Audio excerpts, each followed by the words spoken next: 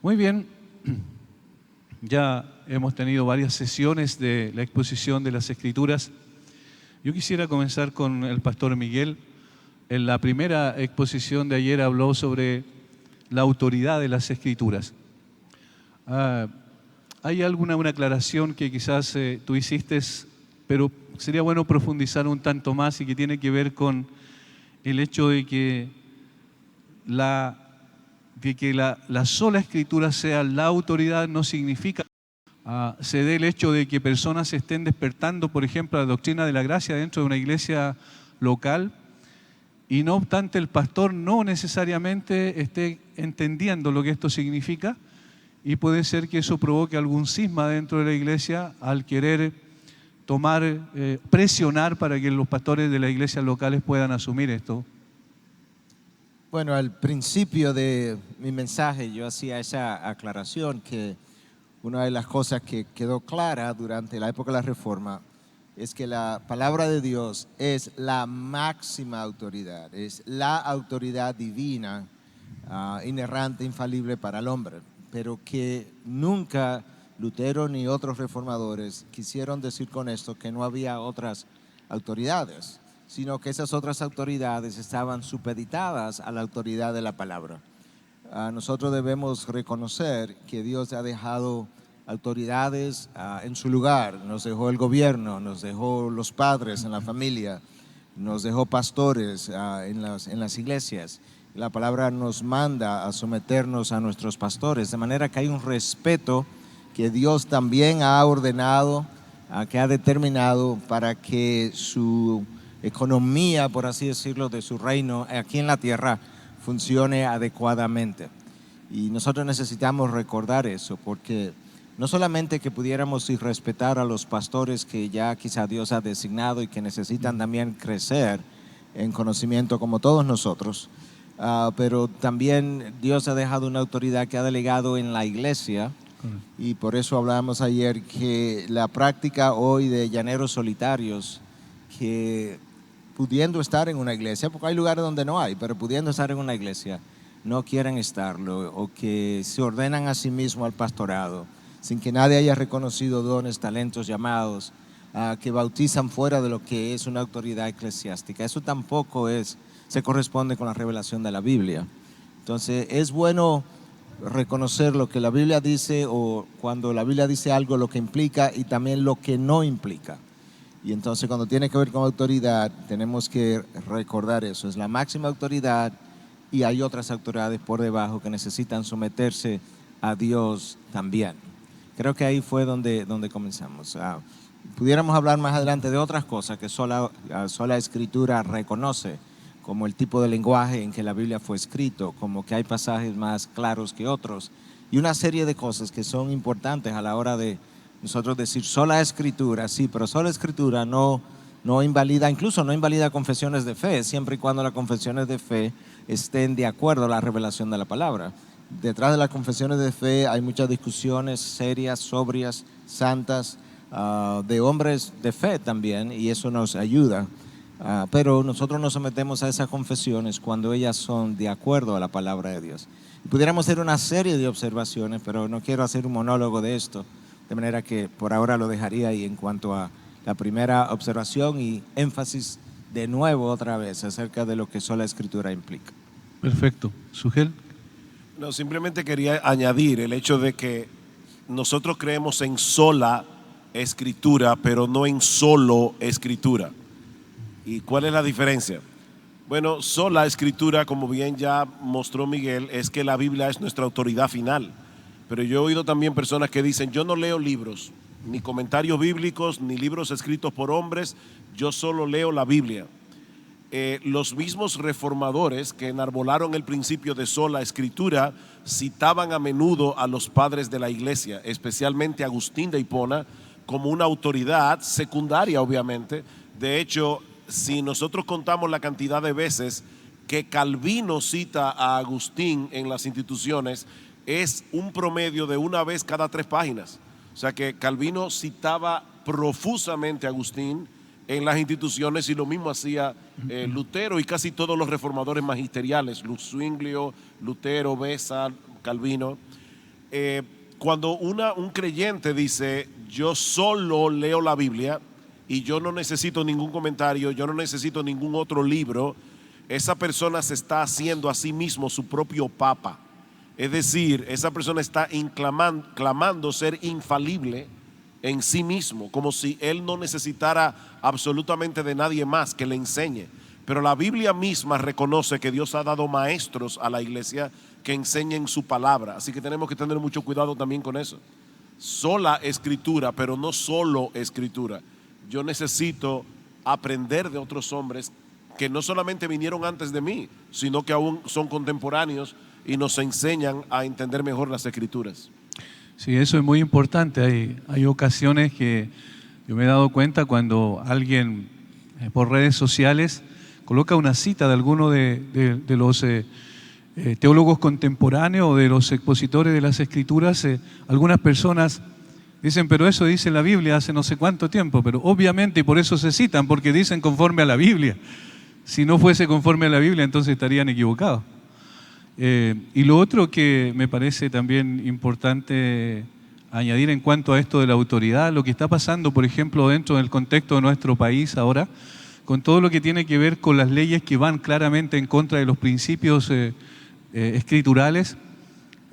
¿Cuál es la posición entonces que tenemos que tener como creyentes, considerando el concepto de autoridad como el gran paraguas en este sentido, respecto a la forma de la iglesia y los creyentes en términos particulares poder enfrentar esto cuando llegue una situación donde seguramente se topan dos autoridades, es decir, la autoridad terrenal y la autoridad de las escrituras? Bueno, toda autoridad en este planeta, bueno, en la creación, está bajo Dios. Por tanto, cuando dos autoridades chocan de frente, si una de esas dos es Dios, es claro quién tiene la primacía. Dios tiene la primacía. Y nosotros tenemos un ejemplo vivido en la iglesia primitiva, cuando a los apóstoles se les ordenó no volver a hablar en el nombre de Cristo, en el libro de los Hechos, capítulo 5. Pedro dijo, es que nosotros tenemos que obedecer a Dios antes que a los hombres. La gente que sufrió como mártir, la mayoría de ellos, si no todos, sufrieron justamente, todos ellos, por obedecer a Dios antes que a los hombres, ya sea una autoridad eclesiástica o una autoridad gubernamental. Todavía al día de hoy hay gente perdiendo la vida por obedecer a Dios antes que a los hombres. Y realmente yo creo que, para hacer un paréntesis ahí y desafiar nuestra generación de hoy en día y nuestra generación joven, una de las cosas que se dice cuando se analiza la generación presente es que si esta generación va a tener las agallas, decimos nosotros, o las fibras de carácter para sostener los embates que vienen de camino, porque generaciones anteriores, aún no cristianas, pues parecían tener una determinación mucho mayor a resistir por aquellas cosas y aquellas convicciones. De hecho, las rebeliones de los cristianas, porque la gente tenía ideales que abrazar, ideales porque no hay convicciones detrás de los ideales, y eso pudiera pasar igual en la iglesia de Cristo. Estamos confiando más en Cristo, o únicamente en Cristo, para la próxima generación, sin lugar a dudas. Pero hay un rol que al hombre le toca jugar y hay una preparación que ese hombre necesita hacer. Y yo creo que lo que le da convicción a ese hombre es el conocimiento de su Dios. Uno puede ver eso en la vida de Daniel, en la vida de sus tres amigos, como ellos fueron tirados al horno y decían, pero nuestro Dios es capaz de salvarnos. Pero si no, o sea, ellos conocían a ese Dios. Correcto. Y ahí mismo también en el libro de Daniel, capítulo 11, versículo 32, si mi memoria no me falla, o 12:32.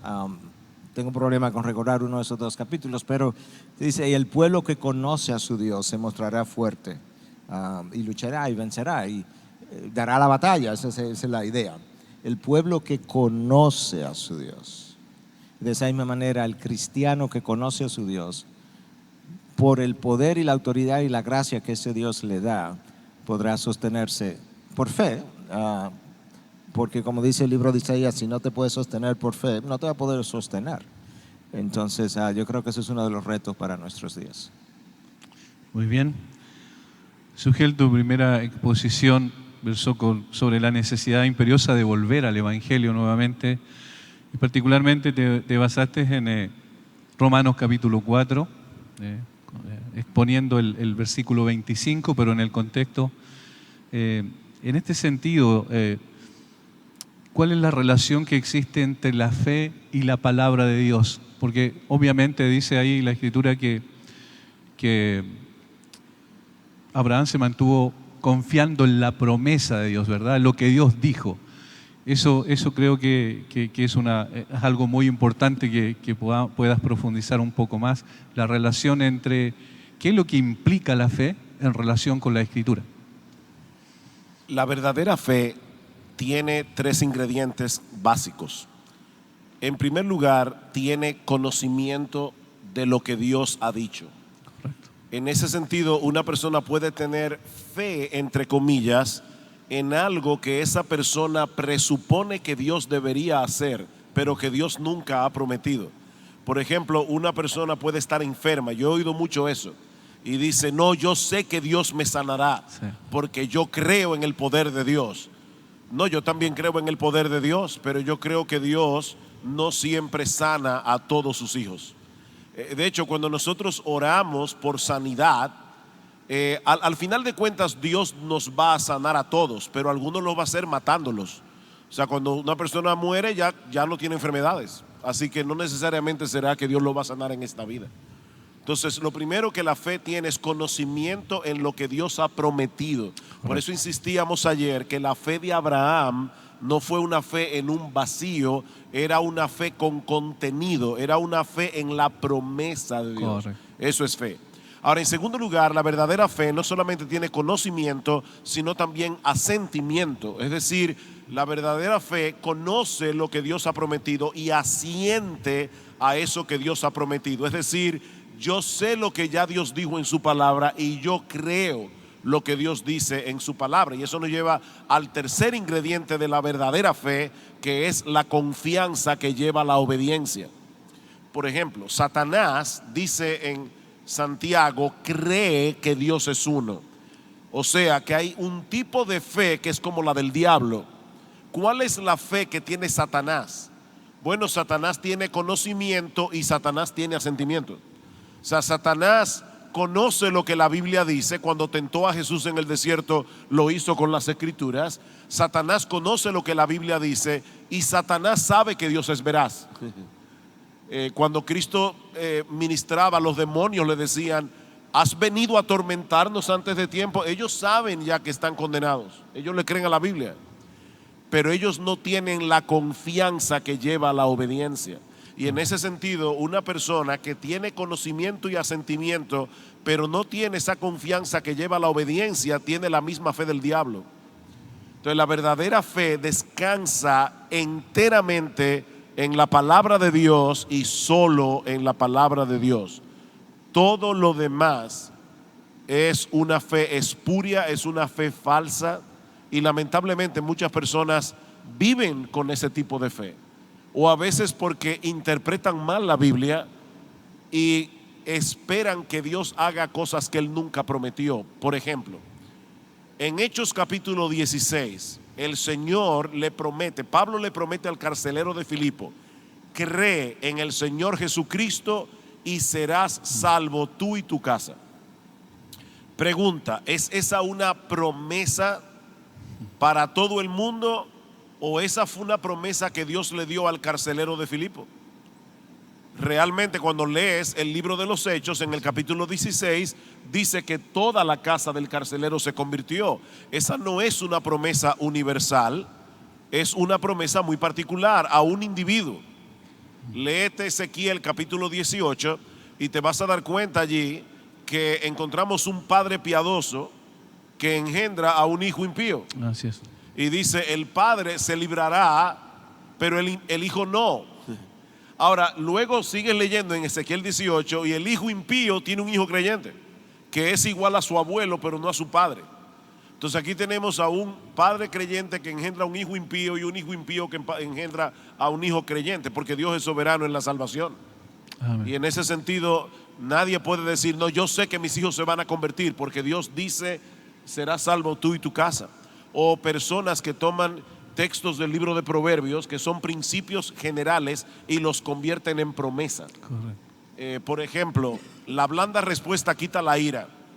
mas la palabra áspera hace subir el furor. ¿Es eso un principio general o es eso una promesa? Principio. Bueno, a Cristo, que era manso, lo mataron en una cruz. Así que a él no le valió la blanda respuesta, a él lo mataron. Porque esa no es una promesa divina, eso es un principio general. Imagínense ustedes un individuo que anda caminando por una calle de Temuco bien peligrosa a altas horas de la noche y aparece un ladrón que lo apunta con una pistola y le dice: dame tu cartera y todo lo que tienes encima. Y él dice: Proverbios 15:1, la blanda respuesta quita la ira. Y comienza a decirle al ladrón: yo me imagino que tú tuviste una niñez difícil, que tuviste un padre abusador, que te levantaste hoy con problemas, y trata de, ¿verdad?, de la blanda respuesta. Puede ser que termine con un balazo en el estómago, porque Dios no ha prometido que porque tú le hables con blandura a una persona no se va a poner violenta. Correcto. Eso es un principio general. Entonces, la verdadera fe descansa en lo que Dios de verdad prometió en su palabra. No puede haber verdadera fe sin la Biblia. Muy bien, muy buena aclaración eso. Sí, hay mucha confusión al respecto y quizás también por la mala hermenéutica que se utiliza en la interpretación de la Escritura. También en relación a eso mismo que tú mencionabas, lo último que como elemento principal de la fe que tú hablabas de la confianza que lleva a la obediencia, eso en el fondo responde esa supuesta confrontación que existe entre la fe y las obras, ¿verdad? Porque quizás es una de las partes más difíciles para la gente de entender lo que significa eso. ¿Cuál es la relación que existe entre la fe y las obras? Porque algunos dicen, no, bueno, Pablo enfatiza la fe, Santiago enfatiza las obras. Bueno, parece que Santiago no estaba tan de acuerdo con Pablo y ahí se forma el conflicto en lo de la justificación por la fe. Quizás sería bueno aclarar eso también. Dice en Juan capítulo 3, versículo 33, el que cree en el Hijo tiene vida eterna, pero el que rehúsa creer en el Hijo, y creo que hay algunas versiones que dicen el que rehúsa obedecer. La palabra creer y la palabra obedecer tienen una misma raíz en el idioma griego, porque la fe y la obediencia van de la mano. Si yo le creo a una persona, yo voy a hacer lo que esa persona dice. Entonces en Gálatas capítulo 5 versículo 6 dice que la fe obra por el amor. La fe que no tiene obras, dice Santiago, es una fe muerta. En ese sentido, Santiago y Pablo no se contradicen, sino que se complementan. Santiago usa la palabra justificación no en el sentido técnico teológico que Pablo usa la palabra justificación. Son las obras las que justifican la fe, pero no somos justificados por las obras en el sentido paulino. Es decir, las obras y la obediencia del creyente es lo que manifiesta que ciertamente esa persona ha creído. En ese sentido, las obras justifican la fe, pero las obras no justifican. Correcto. Muy bien, Miguel, no sé si quieres añadir algo al respecto. No, yo creo que en ese punto Sugela ha dado en el clavo. Pero Santiago hablaba de que si me muestra tu fe y no tiene obras, yo te voy a mostrar mi fe por las obras. Si tú me dices que eres ingeniero y yo te digo, ok, muéstrame alguna obra que tú hayas hecho y no tiene nada que mostrarme, yo no sé si tú eres ingeniero. Cuando piensa un estudiante de ingeniería, antes de él graduarse, él no comienza a construir. Esas serían sus obras. Claro. Cuando él se gradúa, él hace ahora obras. Las obras son evidencia de que realmente él estudió ingeniería y parece que le fue bien, porque mira sus obras y han quedado bien, no se han caído, por así decirlo. Entonces, de esa misma manera, yo no hago obras para salvarme, de la misma manera que el estudiante de ingeniería no hace casas para graduarse, pero las obras que él hace como ingeniero ya ponen en evidencia sus estudios, algo que ocurrió previamente a su graduación. Las obras que nosotros hacemos como creyentes ponen en evidencia nuestra salvación, que realmente hay algo nuevo en nosotros, hay una naturaleza nueva que produce frutos, y estas obras son el fruto de mi nueva naturaleza. Yo siempre uso la ilustración de algo que yo vi cuando estaba pequeño. Mi padre injertaba matas de rosa macho, y entonces tomaba una ramita, un pedacito del tallo de matas de rosa hembras y abría el tallo de la mata de rosa macho y lo ponía adentro y lo cerraban con un plástico, y varios meses después yo veía la mata producir grandes flores, rosas mucho más grandes que lo que la mata que donó, por así decir, la ramita daba.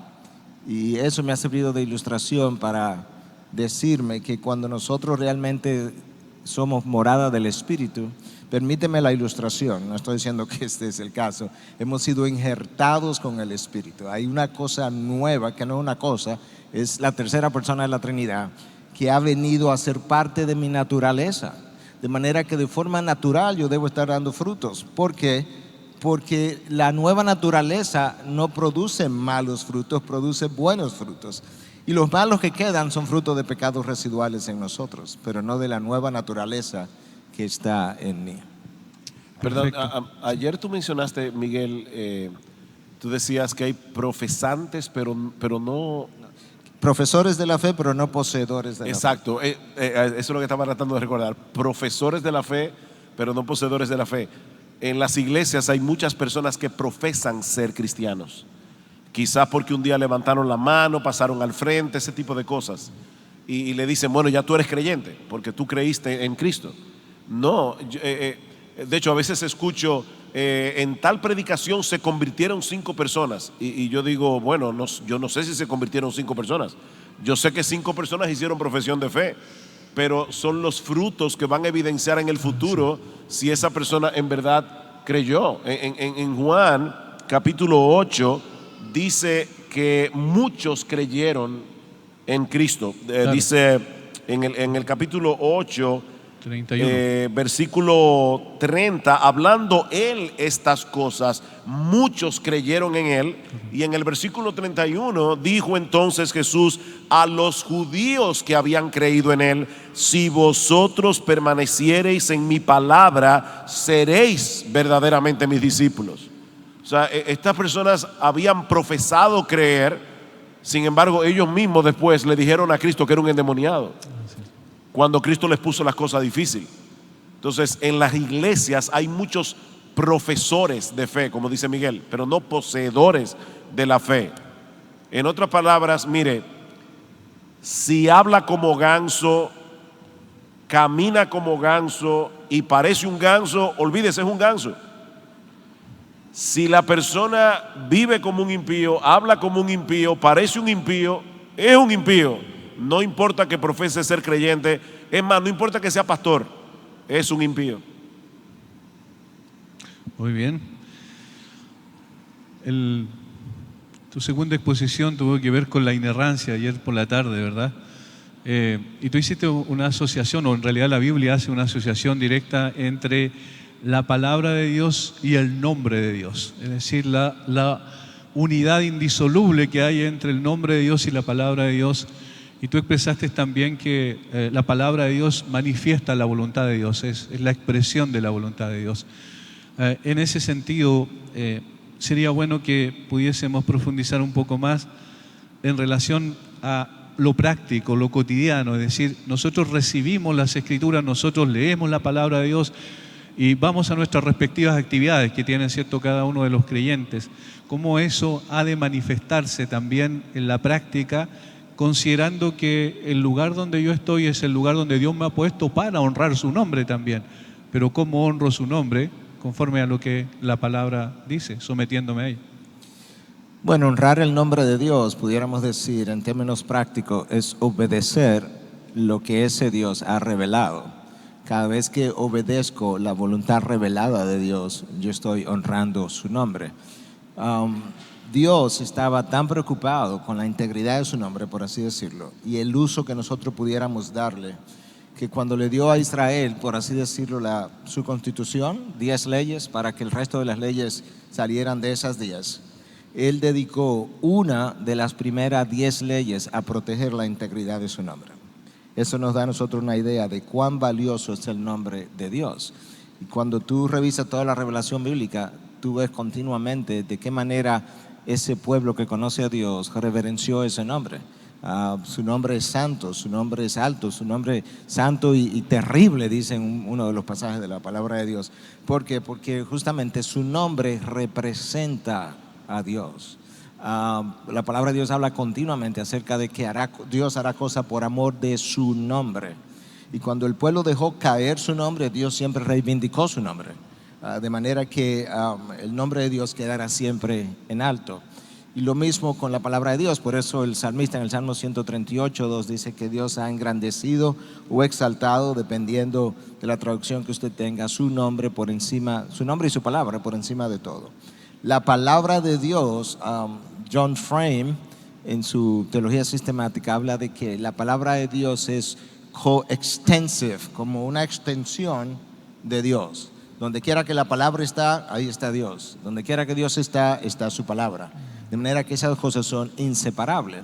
La cultura hebrea tenía una mejor idea de la importancia del nombre. Nosotros pensamos en nombres hoy y usualmente la gente trata de ponerle a sus hijos un nombre que nadie más le haya puesto y se inventan una serie de nombres extrañísimos hoy. Pero no era así en la cultura hebrea. En algunos casos Dios revelaba incluso el nombre, en el caso de Jesús, por ejemplo. Y en otros casos los padres ponían el nombre con un significado, con la intención, el deseo por lo menos, de que ese hijo pudiera vivir conforme a su nombre. Live up to his name, diríamos en inglés. Poder vivir conforme a su nombre. Nosotros no damos esa importancia. Pero aunque culturalmente nosotros tenemos expresiones que hablan de la importancia del nombre común y corriente de nosotros, porque a veces tú oyes de alguien que dice fulano de tal y la persona dice, bueno, él no tiene un buen nombre, no. Entonces estamos comunicando algo acerca de lo que el nombre realmente implica. O alguien dice, el doctor fulano de tal, bueno, él se ha hecho un nombre. Bueno, nosotros también reflejamos indirectamente que el nombre literalmente representa algo acerca de la persona. En el caso de Dios, su nombre, Yahweh, el nombre que pronunciamos así, pero que nadie sabe cómo se pronuncia, ¿verdad? Porque no tenemos vocales para el tetagrama, aunque Dios se reveló. Pero, de nuevo, yo creo que en nuestras iglesias la gente ha perdido reverencia, tanto por la palabra como por el nombre de Dios. Fíjate que en 2 Crónicas 7:14 Dios habla así: se humilla mi pueblo, y lo próximo que sigue es sobre el cual es invocado mi nombre. De tal manera que si el pueblo se va a llamar cristiano, nosotros estamos invocando el nombre de Cristo al decirme que yo soy cristiano.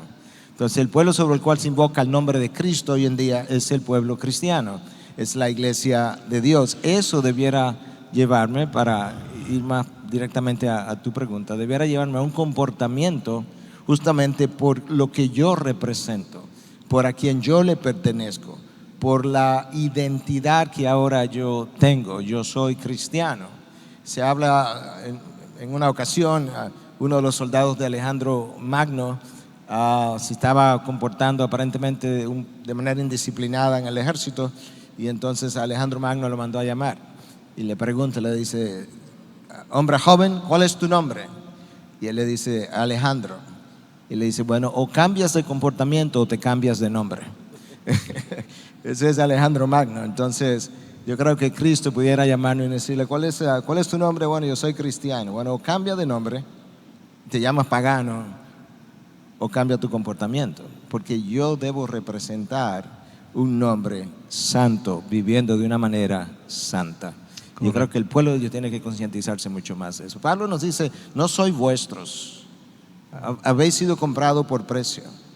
Se pagó un precio muy alto para que yo llegara a ser lo que yo soy. ¿Cómo es posible que yo desprecie la sangre del unigénito de Dios? Si nosotros reflexionáramos más sobre eso, y si reflexionáramos más que cuando cuestionamos la palabra, desobedecemos la palabra, deshonramos la palabra, estamos literalmente deshonrando el carácter de Dios, estamos pisoteando el carácter de Dios, porque la palabra y Dios la palabra es una extensión de Dios, son coextensive.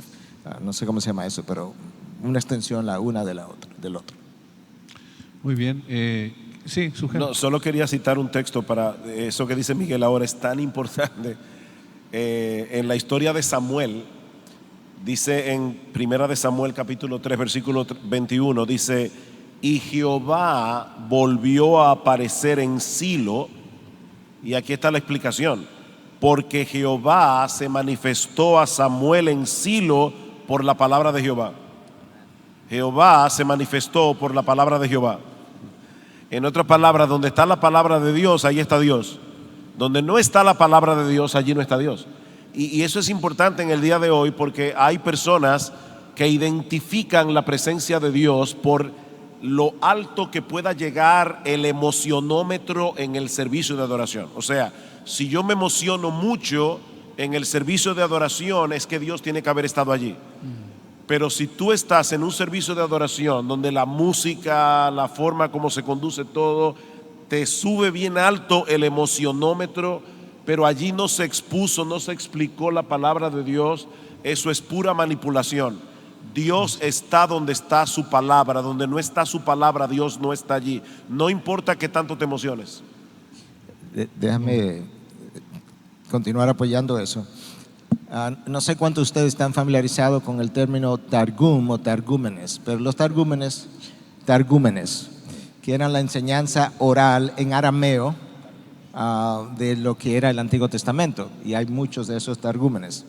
En uno de esos Targúmenes, en el capítulo 19 del libro del Éxodo, hay un verso que dice que Moisés sacó al pueblo a encontrarse con Dios, dice en nuestras traducciones.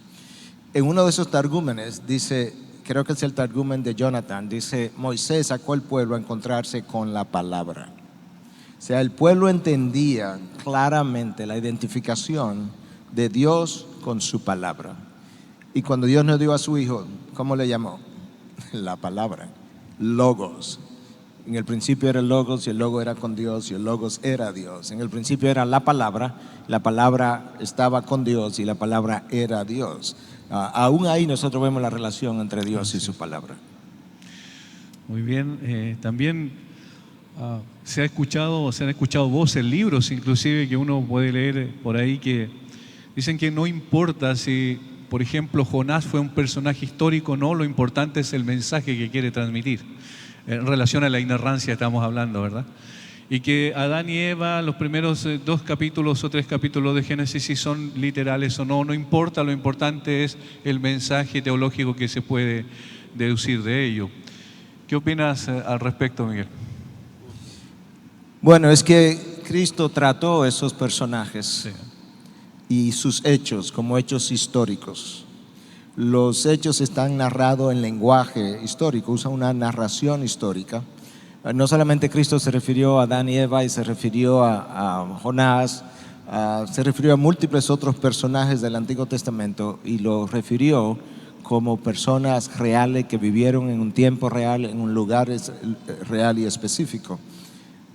Cuando nosotros queremos cuestionar la Biblia o su inerrancia, comenzamos entonces a irnos por la periferia y a decir que la enseñanza es lo importante, pero la importancia de la enseñanza depende de la realidad que haya sido. Si no fue algo real, entonces no sé qué tan importante verdaderamente es dicho mensaje. Entonces Cristo usó incluso el personaje Jonás para hablar de su muerte y resurrección.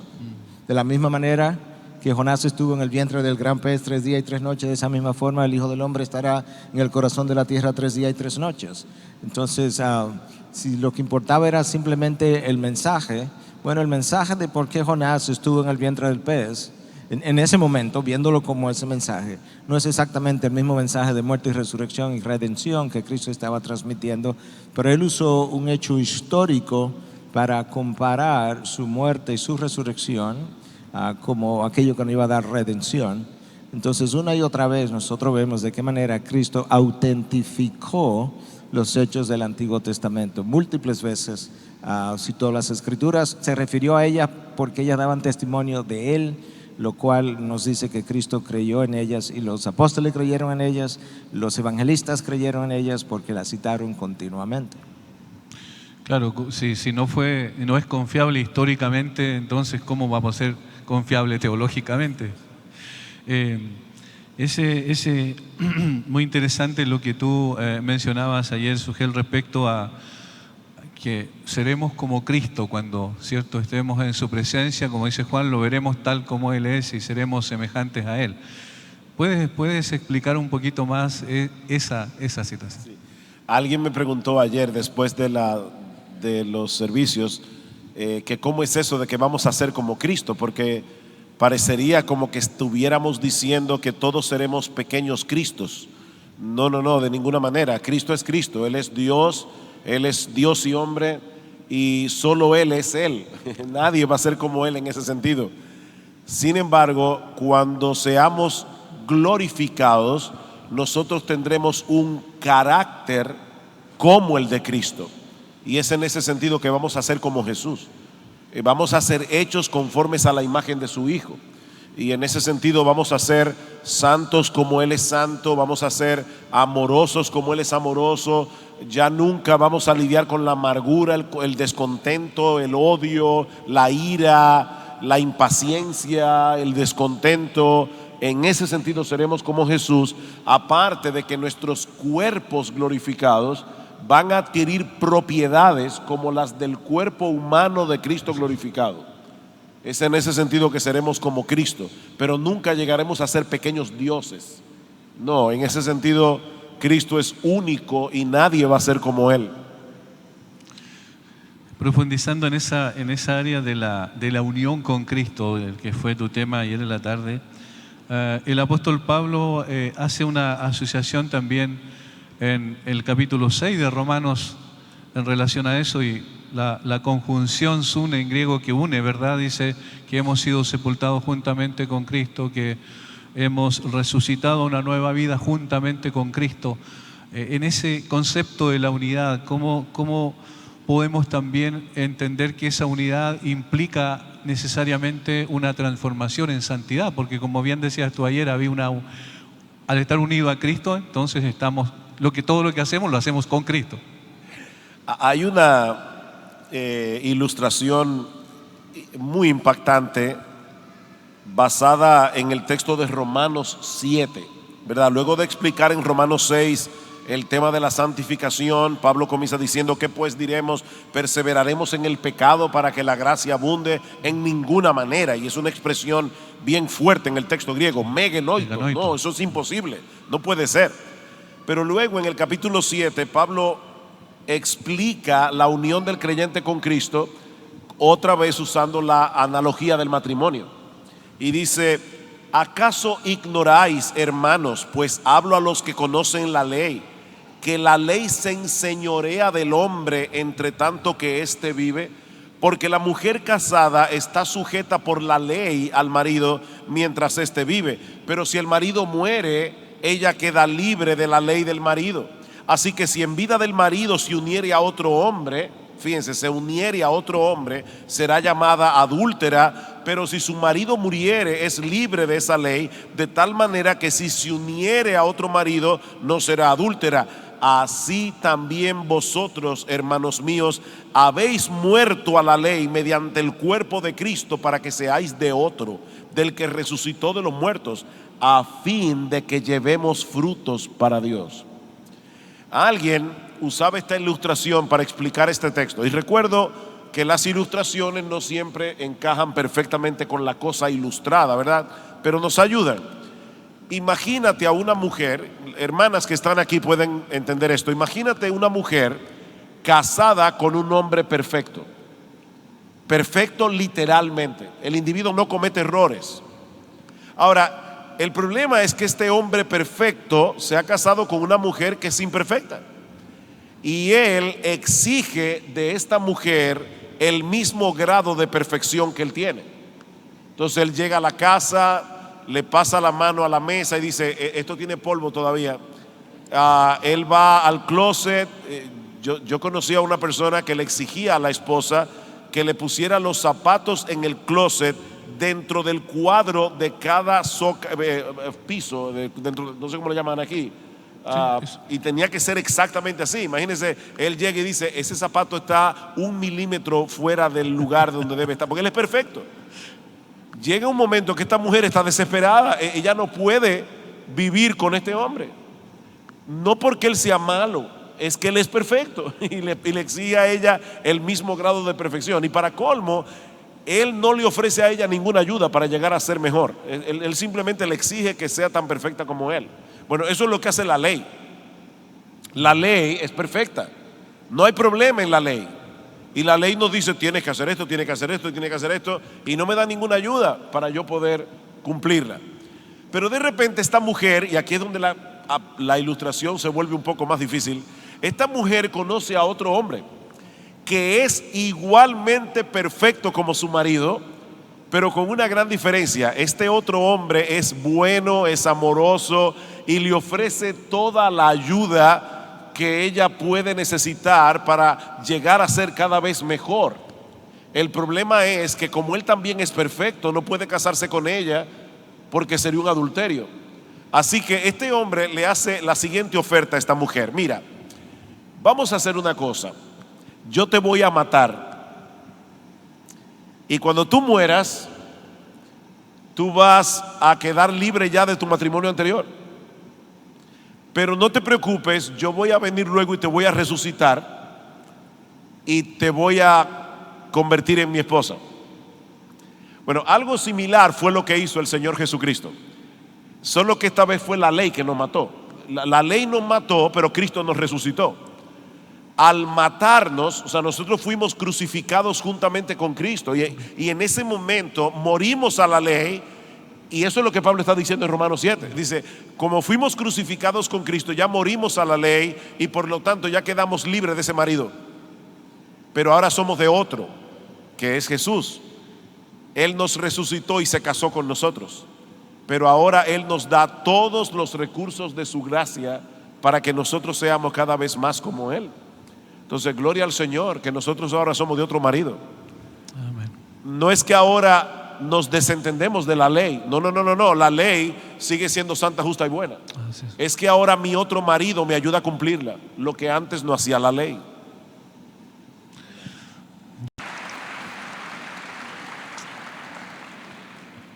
En esos mismos términos, creo que hay una disociación en la práctica compleja también en cuanto al conocimiento de estas cosas intelectualmente, teológicamente, y lo que es la práctica, la vivencia cotidiana.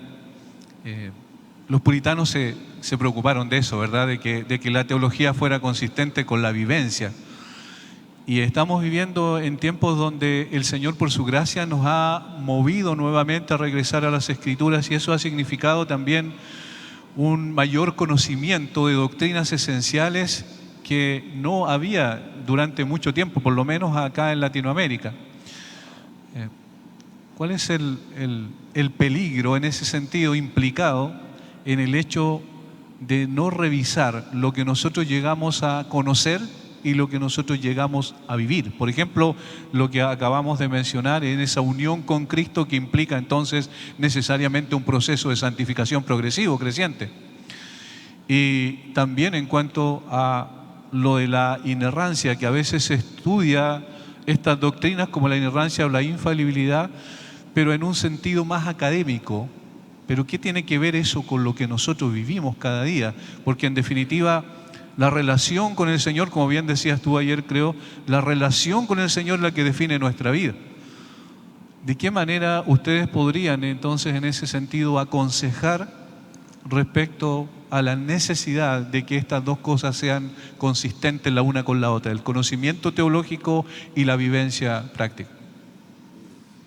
Bueno, lamentablemente, a lo largo de los años, si hay algo que ha sido común, es que mucha gente dice ser creyente que no lo es, pero gente que es creyente tampoco vive consistentemente con lo que ha creído. Y yo creo que esto tiene múltiples explicaciones. Por un lado, yo creo que algunos o muchos tratan de pasar al nuevo reino de los cielos, pero dejando un pie en el reino de los hombres, porque como que quisiéramos disfrutar lo mejor de cada mundo.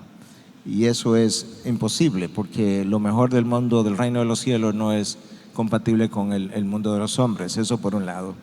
Por otro lado, yo creo que mucha gente escucha y lee la palabra de una manera muy efímera. En otras palabras, oye un sermón, dice gloria a Dios, aleluya, pero no medita lo suficiente o reflexiona sobre las verdades que lo confrontaron por 50 minutos o una hora o 45. Y entonces, como no volví a meditar, me fui a almorzar después con mi familia, con amigos, y más nunca volví a pensar en eso. El sermón fue tan efímero que no tuvo el efecto y el impacto de transformación necesario para yo poder sacar de lo que se predicó el mejor fruto, el mejor provecho. Entonces no progreso adecuadamente en mi vida de santidad. Lo próximo es que nosotros hemos humanizado tanto a Dios en nuestra... Yo creo que si hay algo que los puritanos no hicieron fue precisamente, y los reformadores tampoco, fue no humanizar a ese Dios de tal forma que Dios es ahora, como dice en inglés, mi buddy, mi amigo, mi vecino de al lado. Y entonces, si bien es cierto que Cristo es llamado mi hermano, no es menos cierto que Él no es solamente mi hermano, Él es mi Dios y mi Señor, como confesó Tomás.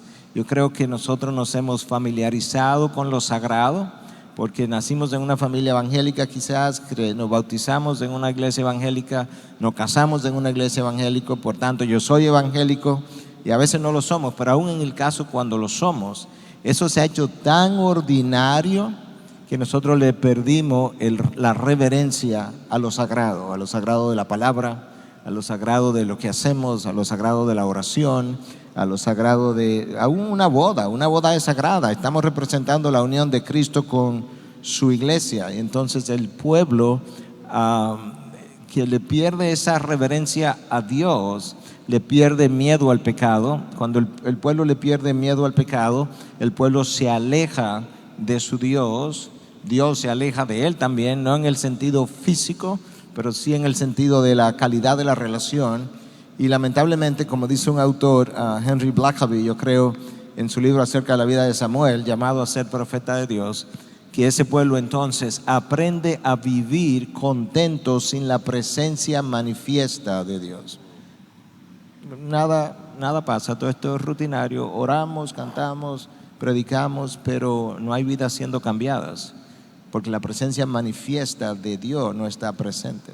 Y lo peor que le puede pasar a un pueblo es crecer contento sin la presencia manifiesta de Dios. Pero las actividades religiosas de ese pueblo continúan, y sus actividades religiosas, dice Blackaby, le convencen de que Dios está con ellos activamente en el día a día, porque las actividades religiosas continuaron. Entonces nosotros podemos ver el peligro significativo que implica de no dar a Dios, a su palabra, la reverencia adecuada, de no vivirla, de no reflexionar más sobre lo que estamos oyendo y leyendo. Ahora olvido el nombre del autor, pero quizás me regrese en un momento. Decía que la maldición de esta generación es la superficialidad, y eso es lamentable. La generación no quiere pensar, incluso los sermones reflexivos no le gustan tanto. ¿Por qué? Porque me fuerzan a pensar y no me gusta pensar. Nosotros necesitamos estimular a nuestras ovejas a pensar, a reflexionar, no solamente mientras escuchan, pero más allá de lo escuchado. Pudiéramos seguir hablando, pero de nuevo no quiero hacer esto un monólogo. No, simplemente, antes de responder, quisiera hacerte una pregunta. Hemos usado varias veces el término puritanos, los puritanos. ¿Qué tanto conocen los creyentes en Chile a los puritanos y los libros de los puritanos? Es creciente el conocimiento. No hace mucho tiempo, pero ya hay mucha gente que está muy familiarizado con los puritanos. De hecho, vi libros, va a ser rápido, y me pareció ver alguno que otro libro de puritanos ya en español aquí en las librerías. Sí, ¿sabes? sí. Ok. Una de las cosas que caracterizó a los puritanos es el hecho de que ellos trataron de llevar la reforma en cierto modo un paso más allá, porque ellos veían el sola escritura que Miguel está predicando y decían, bien, ¿cómo nosotros podemos aplicar el sola escritura a la iglesia? De tal manera que yo me aseguro de que todo lo que se hace en la iglesia sea lo que la Biblia dice que en la iglesia se debe hacer. Luego en el hogar, luego en el trabajo, luego en la piedad personal. Entonces, eso fue lo que caracterizó a los puritanos. Los puritanos fueron un grupo de creyentes ingleses. Debemos distinguir a los puritanos de las colonias americanas de los puritanos ingleses. Los puritanos vivieron en una época de 100 años, de 1562 a 1662, 100 años exactamente. Y estos hombres que regresan a Inglaterra por la persecución de María la Sanguinaria, que era hija de Enrique VIII, Enrique Tudor, cuando María la Sanguinaria muere, que era católica, Elizabeth, la hija de Enrique VIII con Ana Bolena, la cual era protestante, y lo digo entre comillas porque yo no sé si ella era creyente, pero por lo menos era protestante. Estos cristianos que habían huido de Inglaterra regresan creyendo que ahora iban a tener libertad para adorar a Dios conforme a las Escrituras, pero se encontraron con una Elizabeth, que era una mujer brillante en muchos sentidos, pero que al mismo tiempo no estaba dispuesta a hacer muchas concesiones con respecto a cómo debía adorarse a Dios en la iglesia. Pero como estas personas querían adorar con pureza a Dios y querían una pureza de vida, por eso comenzaron a ser llamados puritanos. Y yo quería aprovechar que se ha usado esa palabra algunas veces aquí en este tiempo para exhortarles, mis hermanos, a que lean a los puritanos que están en español, porque nunca, y cuando digo nunca, es que nunca literalmente ha habido en la historia de la iglesia un periodo en el que se haya producido tanta buena literatura. Nunca lo ha habido como pasó en el tiempo de los puritanos. En ese sentido, leer un libro de los puritanos, de verdad, créame, vale más que probablemente leer 50 o 100 libros de autores contemporáneos. Así que, mis hermanos, lean a John Owen. Hay varios libros de John Owen en español, algunos son extractos, pero valen la pena. Lean El progreso del peregrino de Juan Bunyan. Si tú no has leído El progreso, no hay pecados mortales y pecados veniales, pero no leer El progreso del peregrino es casi un pecado venial. Lean El progreso del peregrino, lean a Flavel, lean a Thomas Boston, lean La extraña joya del contentamiento cristiano de Jeremiah Burroughs. Lean los libros de los puritanos y de los herederos inmediatos de los puritanos, como Los afectos religiosos de Jonathan Edwards. Lean a los puritanos, mis hermanos. Lean a Spurgeon, que aunque no vivió en la época de los puritanos, vivió mucho tiempo después, pero bebió tanto de los puritanos que el puritanismo influyó absolutamente en el pensamiento de Spurgeon. Entonces, hermanos, lean esos buenos libros, lean esos buenos libros. Recuerden, creemos en sola escritura, pero no en solo escritura. Tenemos que leer buenos libros. Y entre los buenos libros que hay en los 20 siglos que tiene la historia de la iglesia, nadie mejor que los puritanos. Spurgeon decía: una onza de los puritanos vale más que un kilo de la literatura contemporánea. Y eso dijo Spurgeon en el siglo XIX, cuando todavía Joel Austin no existía, ni Cash Luna. Y lo digo públicamente.